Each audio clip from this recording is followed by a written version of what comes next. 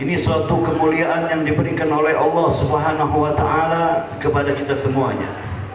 Sebelum saya melangkah lebih jauh, saya akan mengucapkan beribu-ribu terima kasih atas undangan ajakan kebaikan dari panitia pengurus Masjid Rahmaniyah ini, sehingga saya diperkenankan untuk diajak hadir ke tempat ini, berkumpul bersama orang-orang yang telah mendapatkan kemuliaan dari Allah Subhanahu wa taala.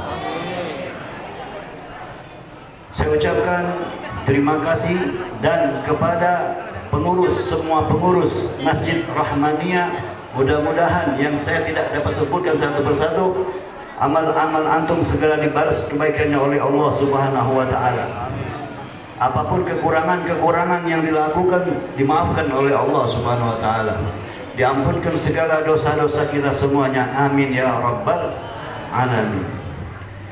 Tadi saya tidak sebutkan satu persatu karena kenapa? Kita semua di sini telah mendapatkan penghormatan, kemuliaan langsung dari Allah Subhanahu wa taala.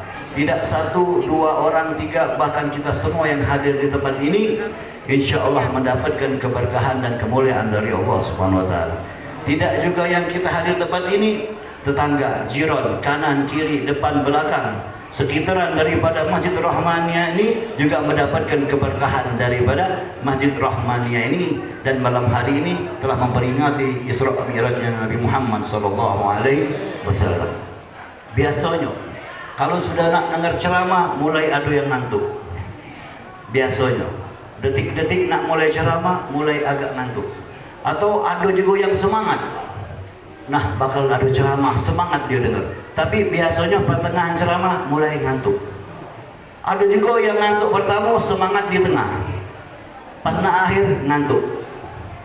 Tapi insya Allah kita malam hari ini telah mendapatkan kemuliaan dan penuh semangat untuk kedepannya, untuk mentaati Allah, mengikuti Nabi kita Muhammad SAW. Tidak apa-apa sambil ngantuk, sambil berusaha untuk mendengarkan. Tapi jangan dibawa ke ngantuk dan tidur. Takut juga kaki ngiler keluar ngiler sini, sehingga najis lah tempat sholat ini. Ya. Alhamdulillah, sebagaimana kita ketahui, malam hari ini kita sama-sama memperingati Isra Mi'raj Nabi kita Muhammad SAW, yang mana kita sering dengar dari anak-anak kecil, muda, dewasa sampai ketua. Isra Mi'raj itu perjalanan Nabi Muhammad SAW dari Masjidil Haram ila Masjidil Aqsa, terus Mi'raj ke Sidratul Muntaha, dan hanya Allah wa Rasul yang tahu. Tidak lagi tempatnya lagi. Dan di sini saya kembali mengajak, tidak untuk membahas hal-hal semua itu, tapi sedikit banyaknya untuk memahami dari kisah tersebut. Satu, dijelaskan oleh Allah Subhanahu wa taala dalam Al-Quran surah Al-Isra, tadi dijelaskan oleh Qari, tadi dibacakan, subhanallah, dengan suaranya yang indah, masya Allah, sungguh indah, ditambah lagi betul-betul Al-Quran yang indah, ketemu akhirnya bertambah keindahan daripada Al-Quran. Subhanallah. Bismillahirrahmanirrahim. Subhanalladzi asra bi 'abdihi lailan minal masjidil haram ila al masjidil aqsa alladzi barakna haulahu linuriyahu min ayatina innahu huwas samiul basir. Dijelaskan oleh Allah Subhanahu wa taala melalui baginda Rasulullah sallallahu alaihi wasallam, subhanalladzi asra bi 'abdihi lailan minal masjidil haram ila al masjidil aqsa. Maha suci Allah Subhanahu wa taala yang telah memperjalankan hambanya. Berarti di sini Allah memberitahukan, mensucikan dirinya yang telah suci, memberitahukan, mengabarkan kepada semua makhluk-makhluknya, maha suci Allah yang telah memperjalankan hambanya. Berarti ini Allah yang memperjalankan hambanya, bukan macak-macak dewek. Allah memperjalankan hambanya. Berarti Nabi Muhammad SAW diakui oleh Allah sebagai hambanya, bukan kita yang mengaku-ngaku hamba tapi tidak diakui kehambaan itu oleh Allah Subhanahu wa taala. Banyak kita yang ngaku hamba, hamba Allah, nunjuk celengan, hamba Allah, hamba Allah, hamba Allah, tapi belum tentu Allah ngakui kita adalah hamba. Tapi di sini Allah mengakui Nabi Muhammad SAW adalah hambanya. Subhanalladzi asra bi 'abdihi lailan minal masjidil haram Yang ke satu, Allah ngomong bahwa Allah itu suci dan memperjalankan hambanya. Nabi Muhammad SAW adalah hambanya. Kapan? Kapan itu dilaksanakan? Malam, lailan. Lailan, malam, bukan siang hari, bukan sore, bukan pagi, tapi malam. Begitu malam hari diperjalankan oleh Allah untuk apa? Menunjukkan bahwa bukti kebesaran Allah Subhanahu wa taala. Nanti kita akan bahas setelah ini. Memperjalankan hambanya pada malam hari untuk menunjukkan betapa banyaknya kebesaran Allah Subhanahu wa taala. Di sini kita ketahui Mi'raj Nabi Muhammad SAW mendapatkan perintah apa? Perintah apa? Salat 5 waktu. Salat 5 waktu, bukan haji, bukan sedekah, bukan puasa, bukan macam-macam. Tapi apa yang diberitakan adalah as-salat, salat kepada Allah, menyembah Allah Subhanahu wa taala. Kapan itu? Lailan. Lailan itu kapan? Apa jam 9 atau badal isya? Atau jam 10 malam? Atau jam 1? Atau jam 4? Di sini dikisahkan hampir terakhir malam, pertigaan malam dan hampir malam, hampir pagi. Kapan itu? Kurang lebih jam 3-an. Kira-kira Pak Bu, kalau ada orang bangun kita tidur jam 3 ini, bangun. Kita ini tinggal di sini, apa namanya, Tangguh Buntung. Kita tinggal di Tangguh Buntung di sini. Dibangun nih bangun. Oleh wong yang kita percaya ini, tidak mungkin bohong. Misalnya siapa yang percaya? Ibu kita, bapak kita. Bangun. Kenapa? Kau harus ke Jakarta. Jam 3 malam ke Jakarta. Bisa. Bangun, kamu harus ke Aceh sana. Jam 3 malam, ada apa? Udah baca, nunggu besok lagi apa? Berarti kenapa? Kenapa bahasa itu penting? Itu kalau nggak bangunkan kalau ada musibah, kebakaran, bangun. Jam 3, dah ikut jam 3 lagi. Berarti penting, bangun. Diberitakan oleh malaikat Jibril untuk apa? Untuk melakukan perjalanan Isra dan Mi'raj Nabi Muhammad SAW. Berarti begitu sangat penting peristiwa itu. Akhirnya bangun Rasulullah SAW, diajak oleh malaikat Jibril dari mana? Masjidil Haram ke Masjidil Aqsa. Tapi di dalam perjalanan itu dikelilingi oleh tempat-tempat yang berkah. Di sini mengisyaratkan banyak isyarah perjalanan ini. Keberkahannya apa yang terjadi? Satu, Nabi Muhammad SAW sebelum sampai ke Masjidil Aqsa itu Nabi Muhammad SAW diajak oleh malaikat Jibril ke mana? Ke Yathrib. Dulu kota Madinah itu Yathrib. Diajak sampai di sana, diperintahkan oleh Allah, dianjurkan oleh malaikat Jibril untuk apa? Melakukan salat. Salatlah Nabi Muhammad di situ di Madinah. Tapi dulu belum menjadi Madinah. Begitu selesai salat, Nabi Muhammad SAW diajak jalan lagi sambil dikatakan oleh malaikat Jibril, tahukah engkau ya Rasulullah tempat aku tadi? Engkau salat tadi di mana? Tidak tahu ya Jibril, di mana ini? Itu nanti engkau akan hijrah. Nah, hijrah engkau akan nyampe ke kota ini. Inilah tempat engkau yang akan melakukan hijrah dari Masjidil Haram ke Madinah. Di sini engkau akan hijrah dan mengawali dakwah yang besar. Sudah selesai di situ, belum sampai ke Masjidil Aqsa. Berangkat lagi pakai apa? Pakai buruk. Kendaraan beliau adalah buruk. Terbang lagi melalui pakai buruk tadi. Kemana? Tidak sampai ke Masjidil Aqsa. Ke kota Madian. Ke kota Madian. Ada apa di kota Madian? Di sini diajak lagi untuk melakukan sholat lagi Nabi Muhammad SAW.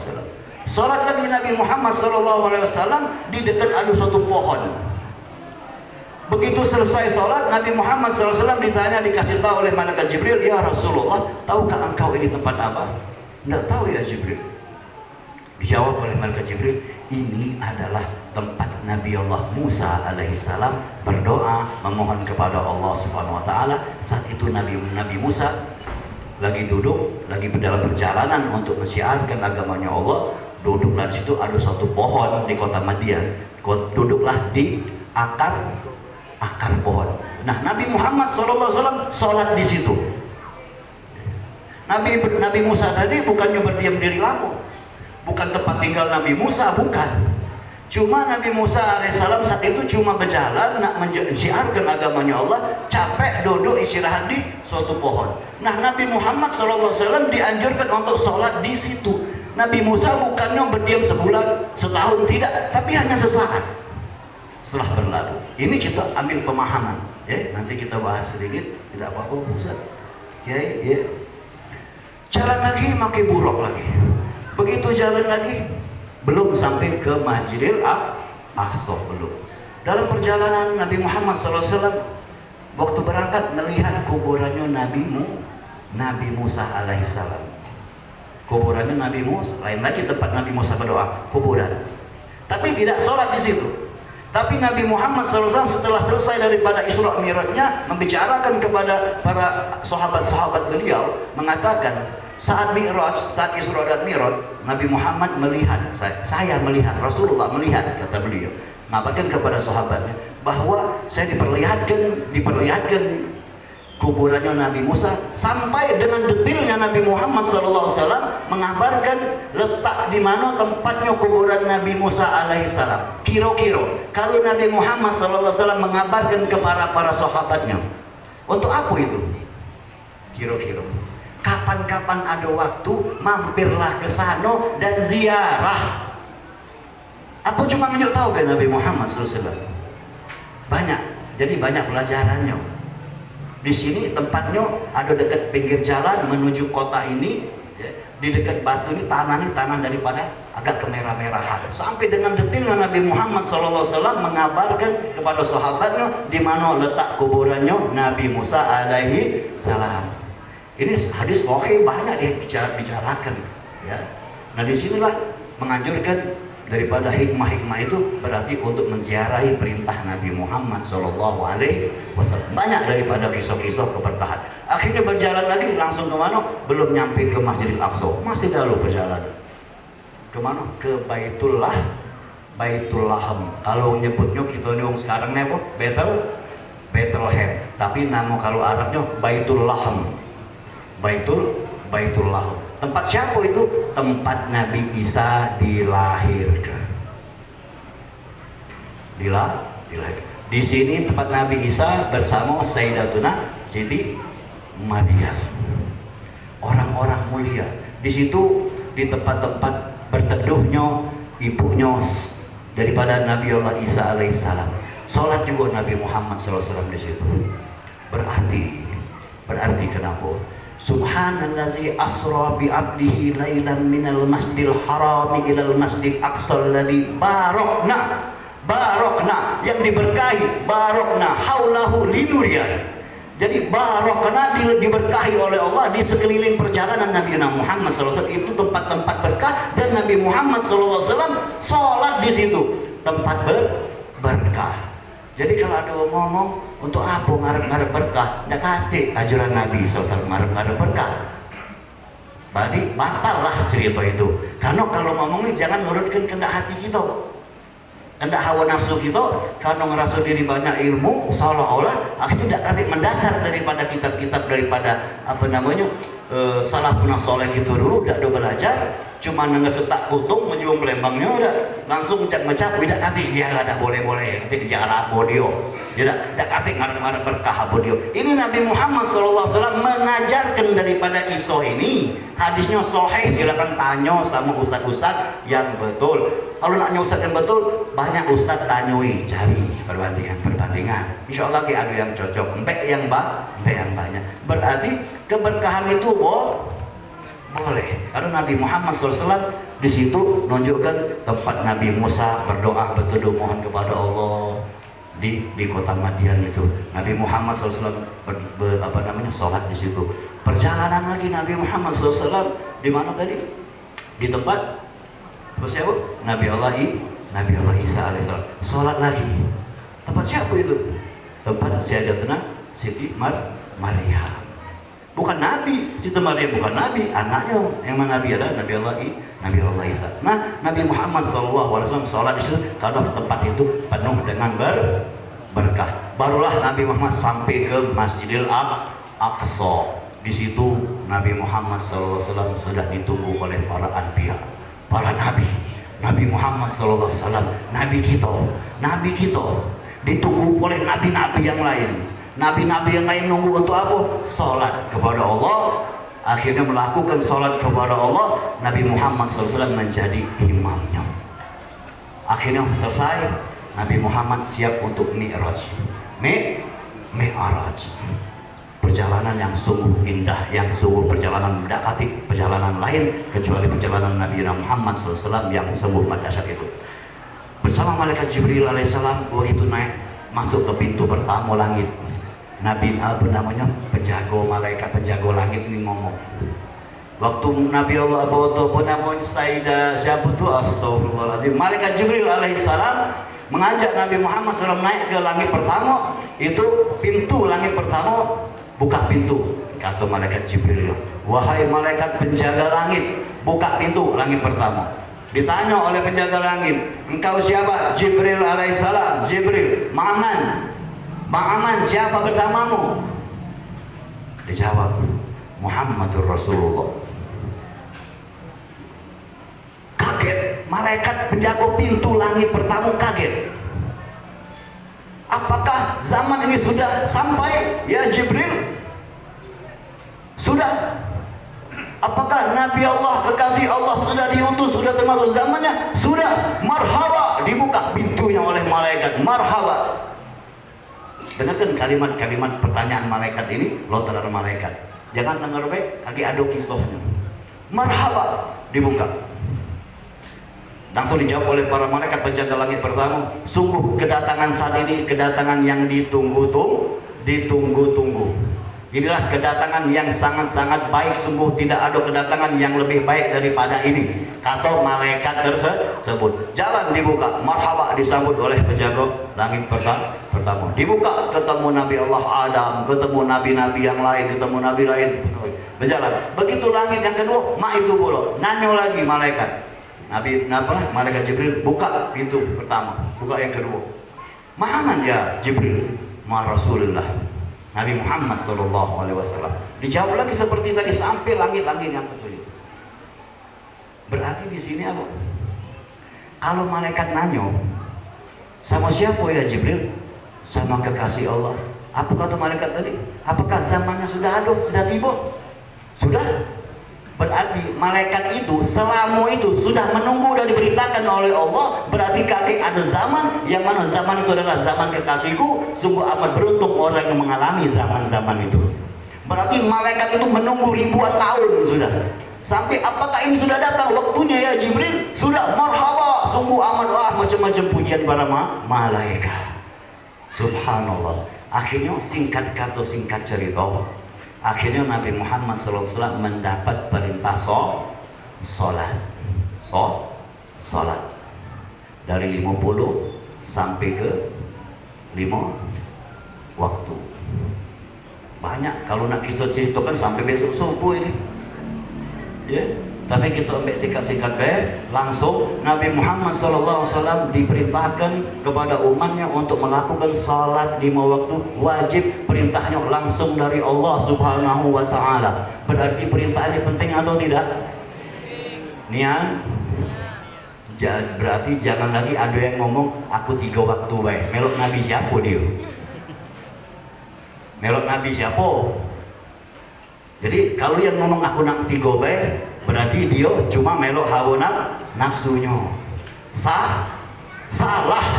Jangan pernah beranggapan benar. Salah. Dari 50 menjadi 5, itu pun sudah Masya Allah.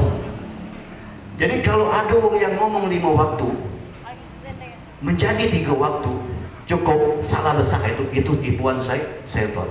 Satu, perintah sholat adik-adik itu diperintahkan untuk menyembah siapa? Menyembah Allah. Berarti kalau ada orang yang tidak sholat, kira-kira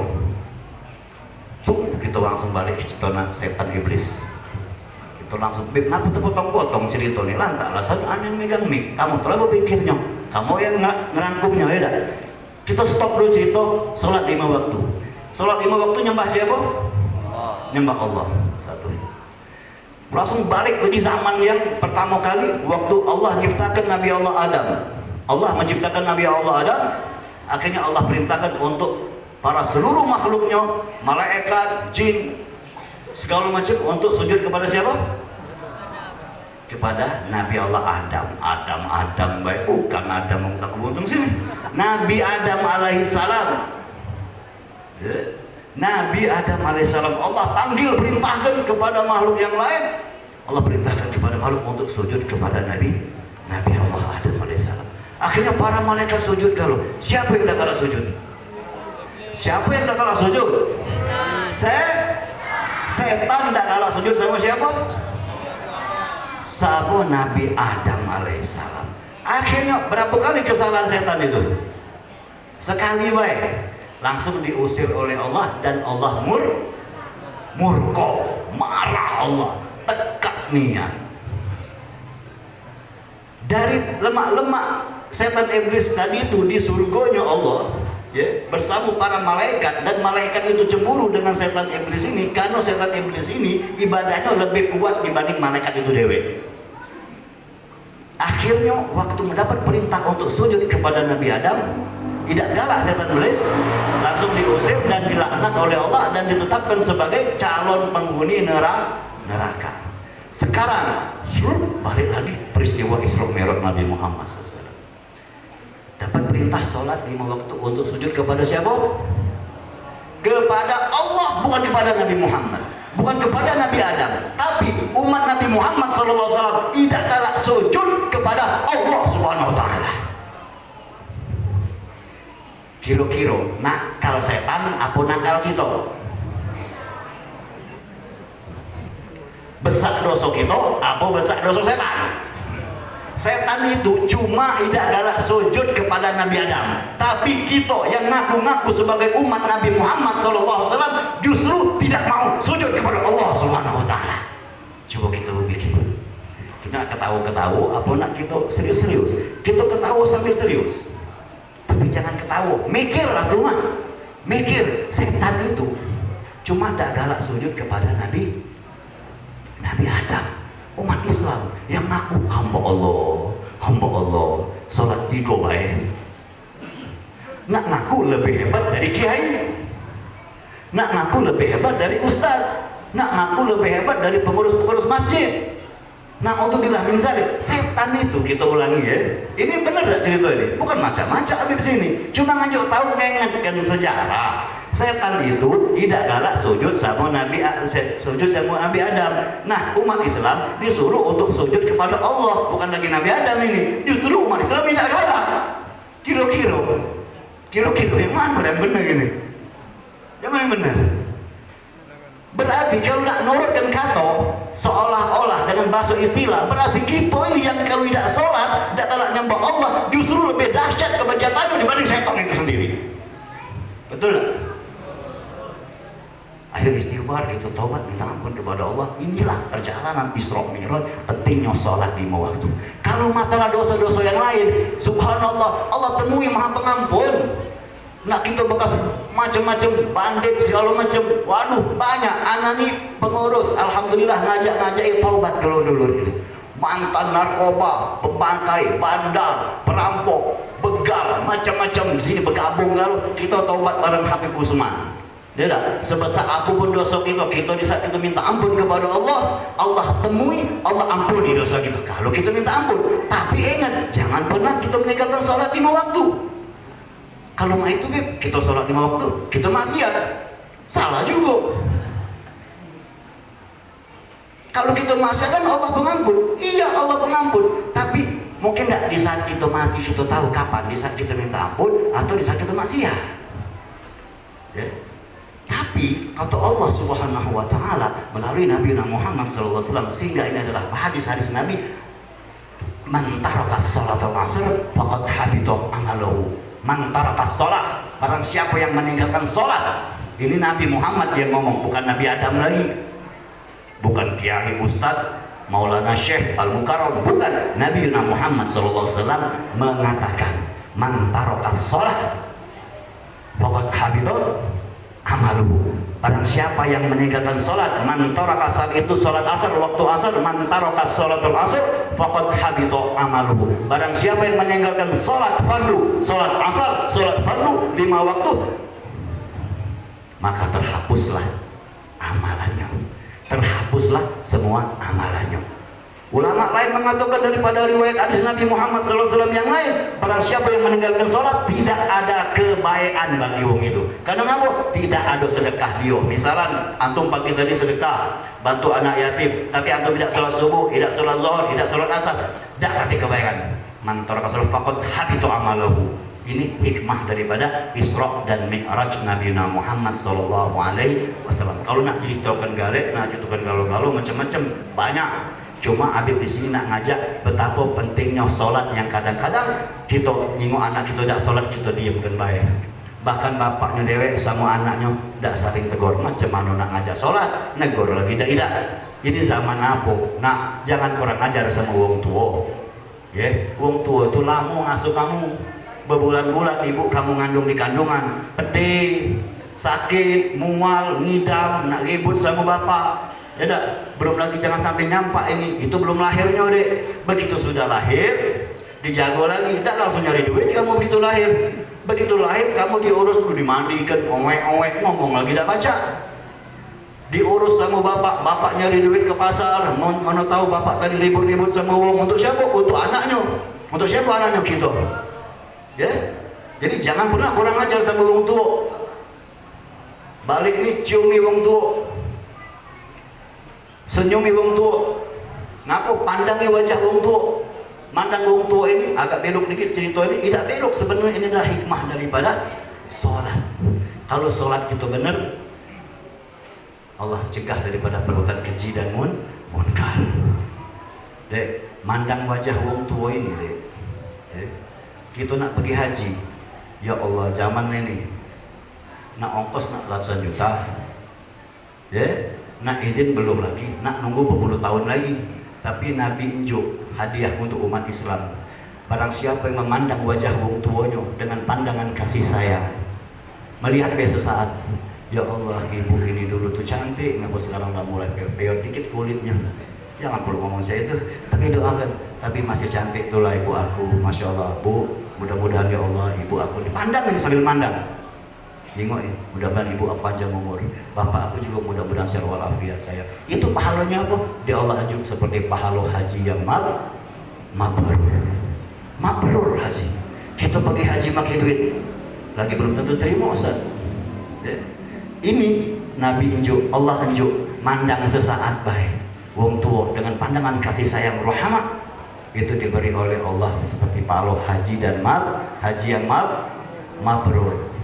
Baliklah pandangin ibu kita tidur jengoi, bapak kita jengoi jagoi, ya Allah doakan. Tapi ingat besoknya sholat 5 waktu, jangan lagi tidak melakukan sholat 5 waktu. Sayangnya tidak kata kebaikan kamu mantu wong. Nah ini nak adu acara di masjid. Ini maaf, ini yang ngomong Nabi Muhammad SAW. Masjid nak adu acara, kamu tahan bersihkan masjid. Kebaikan ini, tahan nyumbang sana nyumbang sini. Tapi kamu tidak sholat, apa? Faqad habita amaluhu. Faqad habita amaluhu. Yang ngomong Nabi. Dah kata uji bisa puluh. Dah apa-apa, yang penting kamu bantu dulu. Ya tak? Ya mudah-mudahan berkat kamu ikhlas tadi malam hari ini terjawab daripada keadaan-keadaan itu, dan besok-besok kamu akan kembalikan kebaikan itu dengan melakukan sholat 5 waktu. Sholatlah 5 waktu, kalaupun subuh kesiangan, besok nah sholat subuh kesiangan, sholat tetap sholat. Sholat semampunya, langsunglah sholat, bukan disengaja. Memang tidak boleh sholat jam 7, sholat subuh jam 7 karena kesiangan tidur, karena uzurnya sholat tidur dan lupa. Ketiduran kebangun jam 7 belum sholat, langsung berwudu sholat. Tapi jangan diulangi besoknya, besok diulang jam 8, ngaco namanya. Berusaha pokoknya. Tapi kalau emang ketiduran tidak apa-apa, jangan tidur jam 5 sudah azan, Allahu Akbar, as-salatu khairum minan naum, tidur jam 8 bangun, uji Habib Usman apa-apa, salah itu. Kalau ketiduran daripada sebelum itu, Ya, ini betapa pentingnya sholat 5 waktu. Toh bagi orang yang sudah taubat, yang dulunya telah meninggalkan sholat, itu wajib diqodho. Sekarang mana nak mikirnya? Sekarang lagi belum komplit, nak ngodok yang dulu. Nah sekarang komplitlah dulu yang sekarang. Akhirnya selingi dengan sehari-hari, habis sholat subuh lagi niat qodho, membuktikan bahwa kita betul-betul nak taubat kepada Allah. Karena ngapa? Dosa-dosa kita yang membuat kehidupan kita sumpah. Kesalahan hidup kita sehari-hari lah yang membuat kehidupan kita sumpah. Contoh kesalahan yang banyak terjadi di umat Islam. Jam berapa ini? Jam 9, jam berapa ini? Kesalahan sehari-hari ini cak betakoan kalau umat Islam cak alim betakoan kalau sok ilmu, tapi pengamaliannya sekarang yang kurang di umat Islam. Satu, Nabi Muhammad SAW makan minumnya tangan kanan. Kita jengok kaget ini maaf bapak-bapak, halo ya, kita jengok ini ada makanan. Kita umat Islam dulu yang ngaku sok alim, ngaku sok hebat, jengok panutan kita ini siapa. Tanpa kita sadar, yang ngomong kebiasaan, hati-hati berubah. Tidak apa-apa, kebiasaan salah dulunya, tapi sekarang aku nak berubah. Kata Allah dalam surah Al-Imran apa? 3 ayat 31, Bismillahirrahmanirrahim. Qul in kuntum tuhibbunallah fattabi'uni yuhibbukumullah wa yaghfir lakum dzunubakum wallahu ghafurur rahim. Kata Allah yang ngomong, katakan, jika kalian betul-betul cinta kepadaku, ikuti Nabi Muhammad SAW, maka aku yang akan cinta kepada kalian. Ini kalimat Al-Quran yang ngomong. Jadi kalau kita ngomong aku cinta kepada Allah, tidak kata apa-apa.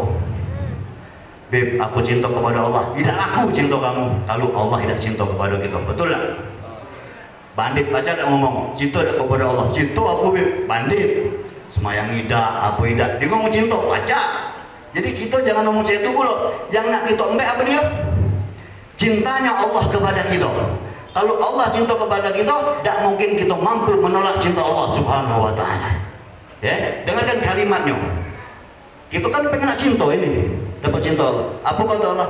Ikuti Nabi Muhammad SAW, maka aku akan cinta kepada kalian. Allah tawarkan cinta yang besar. Nah, nak ngaku-ngaku cinta, aku diakui cinta gitu. Nah, diakui pasti. Macam mana ikuti Nabi Muhammad SAW? Macam mana mengikuti Nabi Muhammad SAW? Lakukan yang 5 waktu ini, yang wajib ini. Kedua, sehari-hari Nabi SAW. Nak sholat kamu malam sampai kaki bengkak, tangi. Cak mana mengikuti Nabi? Ikuti Nabi. Beb, Nabi Muhammad SAW macam mana sehari belum makan? Nabi Muhammad SAW makan minumnya tangan kanan. Ikuti. Setan makan minumnya tangan kiri. Nah, umat Islam banyak minum tangan kanan atau tangan kiri. Itu tidak tahu. Mudah-mudahan tangan Islam tangan kanan. Kalau kita tengok di sini banyak kak kita yang ngaku-ngaku umat Islam. Entah tua entah muda, karena kebiasaan. Padahal, wong minum tangan kiri itu setan minumnya. Tanpa dia sadar, sifat-sifat seitoniah itu masuk ke dalam dirinya, yang mana dia tadi sehat walafiat, jadi dirusak oleh sifat-sifat seitoniah, akhirnya sombong, kencing manis, maaf, minta maaf, stroke, penyumbatan darah, karena kebiasaan minum tangan kiri yang dia lupakan apa kebiasaan Nabi Muhammad SAW. Ini hal sepele ujinya, kata-kata hal sepele Pak Bu. Nabi Muhammad SAW tidak mungkin sepele, yang nyiptakannya Allah, kekasihnya Allah, suri tauladannya untuk kita semuanya. Kalau kita sudah makan minum tangan kanan mengikuti Nabi SAW, nur Nabi Muhammad SAW akan masuk ke dalam jiwa kita. Kita tidak akan iri dengki kepada orang tetangga yang beli motor baru. Ya? Kita tidak akan iri dengki kepada kita punya cewek lanang sana cantik, kita biasa baik, tidak akan cemburu. Lanang laga tidak akan cemburu. Karena ada nur Nabi Muhammad SAW. Begitu nak bohong, tidak kuat dia, tidak mampu ditahan oleh nur Nabi Muhammad SAW. Tapi jangan coba-coba nak kelas ulama lah, minum tangan kiri, dia akan sombong. Ya gimana itu? Karena sombong. Hati-hati ini Pak. Nabi Muhammad SAW masuk masjid kaki apa? Kanan. Kita jengok kaget. Nak balik keluarnya kaki apa gitu? Kalau salah masuk masjid kaki kiri, salah. Tidak usah kamu minta sama Allah dah. Kamu masuk masjid yang kaki adab. Coba kalau rumah kamu ada orang datang, lur, minta duit lur, minjem duit lur 10.000 lur, tapi dia masuk ke rumah kamu dan pakai sepatu, saya ngomong enggak? Kamu baik memang, kamu dikenal baik oleh orang tetangga. Tapi di saat tetangga itu minta duit sama kita 10.000 atau dia cuma minjem 10.000 di saat kita punya ada 1 juta, kan tidak 10.000. Kalau kita baik kita pinjemin, tapi tengok dia orang ngajar budak. Nah, ambillah belah dia kau, betul. Jadi kita ni ada adab, Pak. Kenapa kita ni berdoa terus di masjid nangis, tapi cak kunjung tak tunjung kabul. Ada apa di situ? Hal-hal sepele uji kamu. Tapi kata Habib Utsman besar kalau Nabi Muhammad sallallahu alaihi wasallam yang melakukannya. Jangan kamu anggap sepele. Ya, masuk rumah kaki kiri salah. Masuk rumah tuh kaki kanan. Yang masuk kaki kiri itu masuk WC. Kalau orang sekarang masuk WC kaki kanan, masuk rumah kaki kiri, rumah nanti jadi ke WC. Banyak ada sekarang umat Islam. Kalau anak ambil ide di kamar mandi sambil ngerokok, rumahnya di kamar mandi itu. Iyo, ente masuk kamar mandi kaki kanan, dia ke rumah. Waktu dalam rumah, wungsing mana ambil pikiran aku sumpah dalam rumah. Nak keluar lemak di kamar mandi. Karena salah. Cara masuk rumah salah. Dia menempatkan tempat-tempat setan dijadinya rumah. Ini loh Pak, kita perhatian. Ajarkan kepada anak istri kita, dek, wajarlah dek rumah kita dijak bau telur asin pecah busuk. Kamu dek masuk rumah kaki kiri, setan belis melok masuk. Panas suasana rumah ini. Yang tadi kita ada duit kurang terus, betul. Apalagi gak ada duit.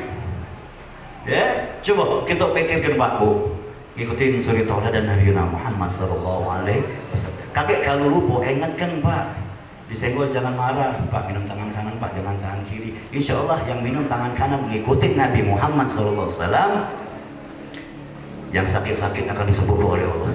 Yang anu tak beres-beres dalam tubuhnya akan dibatalkan oleh Allah Subhanahu Wa Taala. Pikirannya akan cerdas, akan tenang hatinya, teduh karena ada nur Nabi Muhammad SAW dan saat itu mendapat cinta Allah. Waktu bermunajat, ya Allah, ampuni dosa aku, diampuni oleh Allah. Ya Allah, aku nih pengen jodoh ya Allah, ketemulah jodohnya. Ini karena salah pemikiran, karena minum tangan kiri, akhirnya salah. Betino diajak ketemu lanang baru 3 bulan. Cinta kena blok di Facebook di mana-mana, di media sosial benar. Baru 3 bulan yang cewek tadi. Misalnya, ini karena kalau banyak minum tangan kiri melok setan tanpa dia sadar, tipu daya setan. Bu, Pak, aku nih punya cowok. Yo dek, yo nak, berapa lama? 3 bulan nak. Kalau mak tak ridhoi kami nak kawin lagi. Kawin lagi. Ngapa kok sampai mak itu? Kalau dia cinta nian mak sama aku, cacam. Bagus nian bahasanya. Ini bahasa setan. Kalau maknya cerdas, nak kau tuh bau 3 bulan kenal sama budak itu. Mak nila 20 tahun ngasuh kau tahan tinggalkan yang 20 tahun ngajar yang 3 bulan ini, betul tak? Karena salah berpikirnya. Kau bau 3 bulan ngomongin cinta, dia sayang, baru tunjuk si berkuin mungkin dia. Ya. Ini mak kali, ya Allah deh. Pak tahu tuh nak, tahan belikan model, pempek, tekwan setiap hari, belum lagi pena pensil kau sekolah, belum lagi baju baru sekolah, 20 tahun, kau bawa kena 3 bulan, kau ini nak melok dia meninggalkan kami ini, makan apa kau ini nak? Betul? Karena salah berpikir, yang lanang tadi lagu yang bulok timonya, galak dari kau poin lagi, jadi, kalau lanangnya pintar ngikutin Nabi SAW, ya Allah, dia nih kenal 3 bulan, betino nih baru kenal. Lah galak melo aku. Mak bapak lagi tinggal punya, apa lagi aku? Kan lah itu kalau berpikir lanang cerdas. Kalau itu batal bere, kenapa gak batal? Aku mikir, kau nih mak bapak, 20 tahun kau tinggal. Kita mau kenal 2 bulan, 3 bulan, kau melo aku, kacau ini. Betul? Ini kalau makan minum dengan tangan kanan mengikuti Nabi Muhammad SAW dalam keseharian kita, sehingga rumah itu penuh dengan keberkahan. Sholat 5 waktu, jangan pernah tinggal lagi adik-adik. Mari kita balaskan jasa ibu dan ayah kita. Mari kita tutup, mungkin kalau nak cerita panjangnya. Besok ada pengajian Habib di Masjid Suro Al Mahmudiyah itu. Nah, setiap malam Ahad Habib sama Habib Rehan badan Isya, ya dekat-dekat ikutin Nabi SAW, belajar tinggi macam mana cara sholat, berkumpul di situ. Tapi jangan lupa bawa masker, Ya, jago jaraknya. Karena kita ini sekarang lagi ada aturan daripada pemerintah. Kita ini bukan tinggal di bulan, ya dah. Jadi kalau ada aturan selagi tidak keluar daripada syariat agamanya Allah Subhanahu wa taala, ya kita ikutilah. Ya dah. Biar semua berjalan dengan baik kalau. Ya, jangan masa-masa apa dia kata gawe sendiri. Nah, lampu merah, terobos lampu merah. Jangan deh, lampu merah kita terobos, ada 3 sakitnya. Ada abis buat YouTube, taruh terobos lampu merah dosa besar. Sampai habis ngomong saya itu. Ya, apa satu? Sebagai menutup sedikit lagi, kalau kita nerobos lampu merah, ada lampu merah ini, Jepang 4, lampu merah kita terobos, padahal kita ini lampu merah, ngomong lagi hijau, kita terobos 1. Kalau ada 10 itu sakit hati kalau sama kita, betul lah? Kurang ajar budak giliran kami lewat tuh bosnya sakit hati. Kalau dia mukmin, dosa besar nyakiti hati seorang mukmin, dosanya lebih besar daripada menghancurkan Ka'bah. Kalau ada 10 sakit hati ya loh, takokan budak itu sakit hati karena haknya ini. Kedua, makan hak jalan orang lain, makan hak waktu orang lain, berarti makan hak orang berdosa tidak? Berdosa. Ini baru urusan makan lampu merah. Uji kita sepele, lantaklah sana polisi ganti. Ya. Kalau polisi itu seorang mukmin, seorang Islam yang baru sholat, mukmin bukan dia. Sakit hatinya kurang ajar budak ini. Ya, aku ditugas dilewatnya. Sakit hatinya nyakiti hati seorang mukmin, dosanya lebih besar daripada ngancurkan Ka'bah. Banyak tak dosanya. Ketiga, yang paling fatal lagi. Ya tadi fatal niat, ini fatal lagi juga. Begitu tabrakan, dekat. Matinya, kalau kita mati dalam keadaan itu, masuk neraka karena menzolimi orang lain, karena mati dalam keadaan menzolimi orang lain. Ngerti tak? Jangan dianggap remeh. Makanya minumlah dengan tangan kanan, ngikutin Nabi Muhammad SAW. Masuklah masjid dengan kaki kanan, ngikutin Nabi Muhammad SAW. Masuklah rumah dengan kaki kanan, ngikutin Nabi Muhammad SAW. Masuklah kamar mandi dengan kaki kiri, keluarnya kaki kanan, niat ngikutin Nabi SAW. Berpakaian dari yang kanan, melepasnya dari yang kiri. Agar ngapo? Malaikat melok ngawal kita, dapat cinta Allah. Ini pasti memakai baju tangan kiri dulu, lepasnya yang kanan. Manfaat pakai baju dengan mengucapkan Bismillahirrahmanirrahim. Ada doa-doanya lain, dan doa di saat kita masuk kamar mandi dengan kita baca apa namanya, Bismillahirrahmanirrahim, maka setan iblis tidak baca nyengok kita. Kalau kita dalam kamar mandi nak buka baju nih, baca dalam hati Bismillahirrahmanirrahim. Barang siapa yang baca itu di saat dia nak buka baju, buka pakaian, maka setan iblis tidak baca jingok di dia. Yang nak nganggu-nganggu di kamar mandi tidak baca jingok di dia. Atau walaupun kita tidak buka baju, kita masuk kamar mandi dengan keperluan apa sih? Kita baca dalam hati tetap Bismillahirrahmanirrahim, maka setan iblis tidak baca jingok kita dalam itu. Ya? Tidak usah coba-coba kita nak jingok dia. Dia kan tak baca jingok kita. Kita nak jingok dia baca. Tak usahlah cari gawe lain. Ya, mudah-mudahan Allah ampunkan semua dosa kita. Allah berikan kesabaran untuk ketua-ketua majelis, pengurus-pengurus majelis kita di sini. Ya, karena amalnya sangat besar. Karena orang-orang beribadah di sini. Kaki kita balik, ini jangan ada yang kotor-kotor. Ini masjid rumahnya Allah Subhanahu Wa Taala. Malam hari ini kita bersama mendapatkan kemuliaan dari Allah, dan kami mohon kemuliaan ini ya Allah. Balaskan budi baik ibu dan ayah kami ya Allah. Karena kami sayang kedua orang tua kami. Sedikit mari kita niat taubat bersama-sama. Kita baca astagfirullah 4 kali bersama-sama. Astaghfirullah Rabbal baraya, astaghfirullah minal khataya, astaghfirullah Rabbal baraya, astaghfirullah minal khataya, astaghfirullah Rabbal baraya, astaghfirullah minal khataya. Mawlaya salli wa sallim daiman abadan ala habibika كلهم يا رب بالمصطفى بلغ مقاصدنا واغفر لنا ما مضى يا واسع الكرم يا رب بالمصطفى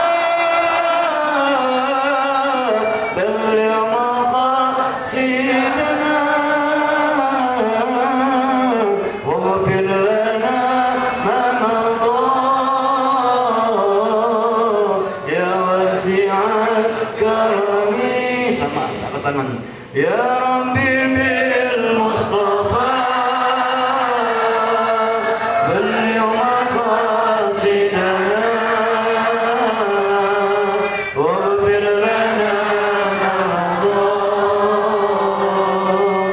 ya wasi'al karami ya Allah ampunkan semua dosa kami ampunkan semua dosa kami ya Rabb ampunkan semua dosa kami ya Rabb ampunkan semua dosa ibu dan ayah kami ampunkan semua dosa ibu dan ayah kami ampunkan semua dosa kakak dan adik-adik kami ampunkan semua dosa sanak famili kami sayang ibu kami ya Rabb kami sayang ibu kami sayang ibu kami ya Rabb kami sayang ayah kami ya Rabb selimuti orang yang telah menyelimuti kami selimuti orang dengan selimut kasih sayangmu orang yang telah menyelimuti kami beliau adalah ibu kami selimuti ibu kami ya Rabb dengan kasih sayangmu ya Rabb selimuti ibu kami ya Rabb dengan cintamu ya Rabb karena beliau pernah mencintai kami beliau sangat menyayangi dan mencintai kami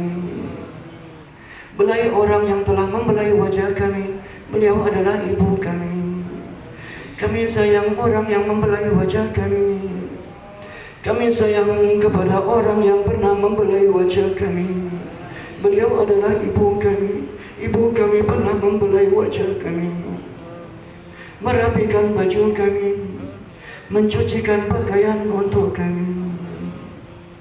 kami sayang ibu kami ya Rabb ibu kami senantiasa menjaga kami rindu senyuman ibu kami kepada kami senyuman kasih sayang yang berikan kepada kami rindu orang yang telah menggendong kami beliau adalah ayah kami rindu tangan kekar ayah kami yang telah pernah menggendong kami bermain di atas pundak ayah kami tidak tahu bagaimana keadaan hati ayah dan ibu kami malam hari ini kami mohon kepadamu ya Rabb senangkan hati keduanya ya Rabb senangkan hati ibu dan ayah kami senangkan hati ibu dan ayah kami begitu durhakanya kami karena kami pernah membentak orang yang pernah mencium pipi kami pernah membentak orang yang telah merapikan rambut kami pernah membentak orang yang pernah mencucikan pakaian untuk kami bahkan kami pernah membentak orang yang telah mengantarkan kami sakit ke dokter ya Allah begitu durhakanya kami kepada ibu dan ayah kami yakin ibu kami rindu kepada kami yakin ayah kami rindu kepada kami beliau ingin memeluk kami sebagaimana kami kecil ya Rabb kami yakin ibu dan ayah kami ingin memeluk kami ya Rabb karena kami begitu nakal ya Rabb karena kami begitu nakal ya Rabb sehingga kami meninggalkan orang yang menyelimuti kami tersebut ya Rabb bahkan kami pernah meninggalkan orang yang telah mengantarkan kami sekolah ya Rabb kami teringat di saat pagi hari lebaran beliau sibuk memandikan kami di pagi hari lebaran beliau sibuk memandikan kami memakaikan baju baru di pagi hari lebaran ya Rabb ibu kami memakaikan baju baru untuk kami dengan bangganya ya Rabb Kami teringat masa-masa itu ya Rabb. Malam hari ini bahagiakan orang tersebut ya Rabb. Bahagiakan ibu kami dan ayah kami. Bisa jadi ayah kami di saat mencarikan nafkah untuk kami, beliau dibentak oleh atasannya ya Rabb. Beliau dibentak dan dicaci oleh atasan kerjanya ya Rabb, dikarenakan untuk mencari nafkah untuk kami. Bisa jadi di saat beliau berkendaraan, beliau terjatuh dari kendaraan sehingga terluka, dikarenakan kami ya Rabb. Dan yang paling fatal bagi kami ya Rabb, bisa jadi ayah kami melalaikan perintahmu. Bisa jadi ibu kami, ibu dan ayah kami melalaikan perintahmu dikarenakan kesibukan untuk menyenangkan kami. Ampuni semua dosa ibu dan ayah kami ya Rabb. Ampunkan semua dosa kami ya Rabb. Ampunkan semua dosa keluarga besar kami. Sembuhkan semua penyakit zahir batin kami. Perbaiki keadaan kami ya Rabb. Perbaiki keadaan keluarga besar kami ya Rabb. Perbaiki keadaan keluarga besar kami. Perbaiki keadaan keluarga kami. Jadikan keluarga kami keluarga yang sakinah, mawaddah, warahmah. Rabbi ighfir lana wa liwalidina warhamhuma kama rabbawna shighara. Dan jadikanlah anak-anak kami kelak ya Allah, anak-anak yang telah mendapatkan keberkahan darimu ya Rabb, sehingga dapat menyenangkan, memberikan syafaat untuk kami kedua orang tuanya ya Rabb. Rabbana hab lana min azwajina wa dhurriyyatina qurrata a'yun waj'alna lil muttaqina imama. Rabbana atina fid dunya hasanah wa fil akhirati hasanah wa qina adzaban nar wa qina adzaban nar wa qina adzaban nar. Wa sallallahu ala sayyidina Muhammadin nabiyil ummi wa ala alihi wa sahbihi wa sallam. Alhamdulillahi rabbil alamin. Bismillahirrahmanirrahim.